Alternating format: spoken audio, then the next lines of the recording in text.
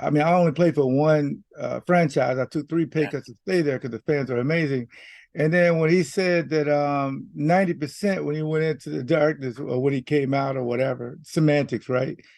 That he was going to retire and the other 10% he was going to intend to play again or play for the Jets, another semantic, whatever. That caught me by surprise because I would think that a guy who's been there a long time would have said, you know what? I was split. Maybe Packers, retirement, and maybe I was open for another team, then he'd have been covered. But to me, that was a kick in the groin. Like, you've been here forever, and you went through the Brett Favre thing. You know this fan base, so that was a little disappointing. What does this do to his reputation? And maybe this answer changes over the years, and time heals a lot of wounds, obviously. But as we sit here today, LeRoy, what does this do to Aaron Rodgers' reputation? Not in football generally, but in Green Bay. Well, see, the good thing about that question is his reputation will be fine. His legacy may take a hit.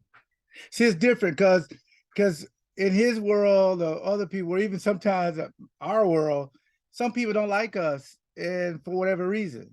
But when you say legacy, and when you eventually have a gold jacket, like I was privileged enough to get last year, they may look at you a little bit different because you should have known how not to do it based on watching Brett Favre waffle back and forth, and all of a sudden go to the Jazz and go to Minnesota. History repeated itself. So you would think that the one person can really pick where you want to retire. It would have been the Packers. You think you would have probably did it a lot better. Yeah, do you believe and it sounds like you do, LeRoy, and I think a lot of people would agree with you. Do you believe that he handled this poorly? Well, yes. I mean, for the most, because Aaron has to be fair.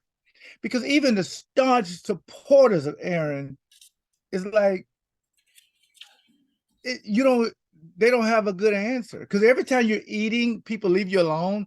But as soon as you stop eating, they rush to you. What about Aaron? What about Aaron? Right. They're asking all his teammates that. So you got to be fair to your teammates to I don't want to drag you guys through this. And I think that the last thing I'll say about for the team is concerned, I'm glad the team kind of pushed back a little bit. When Gutekunst, the general manager, spoke at the combine, he said everything's on the table, and he mentioned Jordan Love is ready.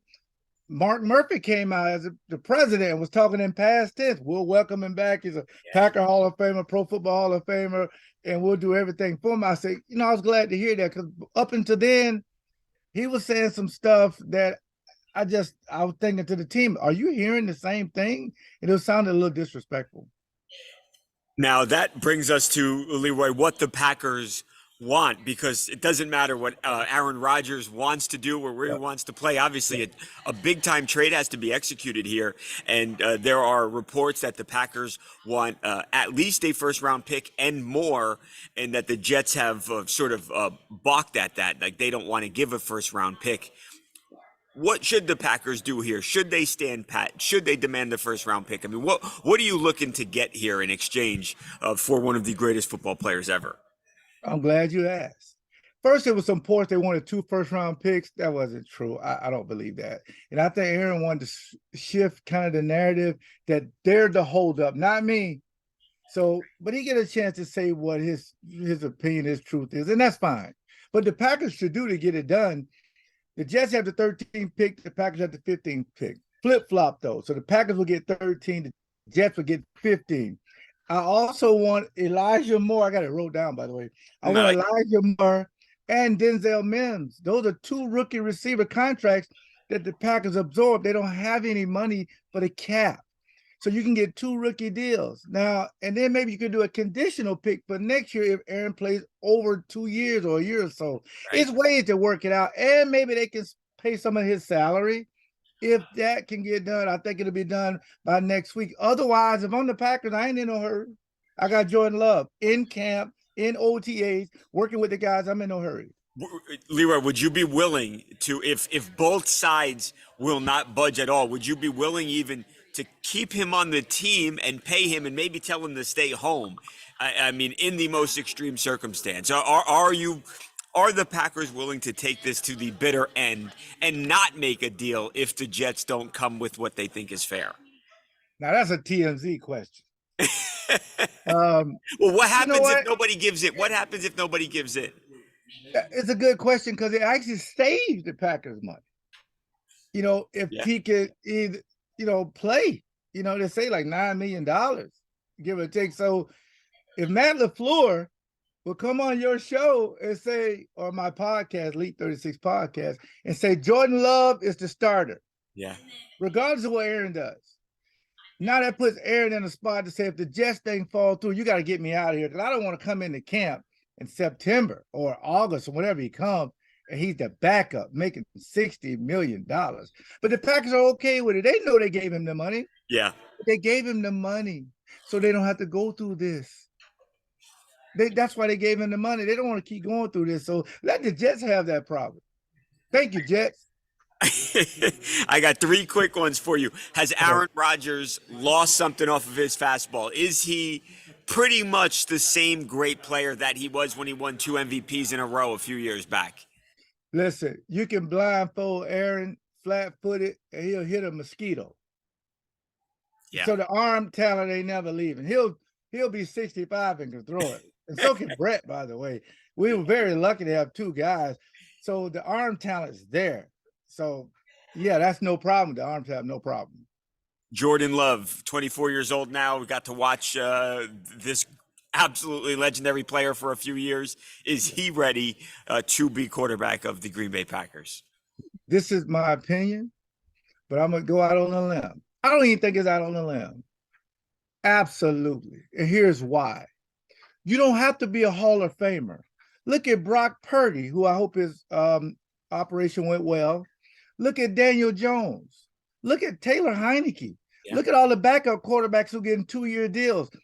Jordan Love don't need to be a Hall of Famer. Just run Matt LaFleur's system that Kyle Shanahan runs, no matter who the quarterback is, or Sean McVay. That's the system that Matt LaFleur wants to run, and Jordan's going to run it to a T, so they're going to be good. And my last one for you, a lot of people have said, a lot of people have said, Leroy, that with Aaron, the Jets, they didn't have a quarterback last year, but they had so many great weapons on offense, so many talented defensive players that they are just a quarterback away from being a team that can compete for the Super Bowl. So with Aaron Rodgers, this man that you know so well, Leroy, how good can the Jets be, or how good will the Jets be next year with Aaron presumably as their quarterback? I'm going to say this. I was on a Super Bowl team that went to 2 Super Bowls, actually. Your team got to be close. I don't know if Aaron Rodgers is going to be there the whole offseason to gel with, the top rookie of the year wide receiver. They got a lot of wide receivers. That's why when they signed Alan Lazard, they got a lot of receivers. I don't know if he's going to be there to go to the clubs with Breece Hall. I don't know. If he's willing to put in that work, you never know. But look, come on, Jets. Y'all were 6-11. I know y'all beat us. Y'all ain't going to no Super Bowl. If it's 2 wins, guys, the toughest division is the AFC. Joe Burrow, Patrick Mahomes, Josh Allen. These guys ain't going nowhere. Well, just look at their division. Even their division is killer. They're not going to just lay down. So they probably win 7-8 games, just like he won with the Packers. Even if say the trade happens in 2 minutes from now, Leroy, and Aaron's there for every step of the way. Even if he fully buys in, you still think their ceiling is just winning a few more games next year? 8 games, 8, and you make it like the Packers did, and then you have to waffle again if he wants to play for 2024. But the Packers now, we're gonna win 9 or 10. Because we're all on board. So we're so excited. Thank you, Jets. Shout out to Robert Saleh. Thank you. Thank you. Woody Johnson, thank you.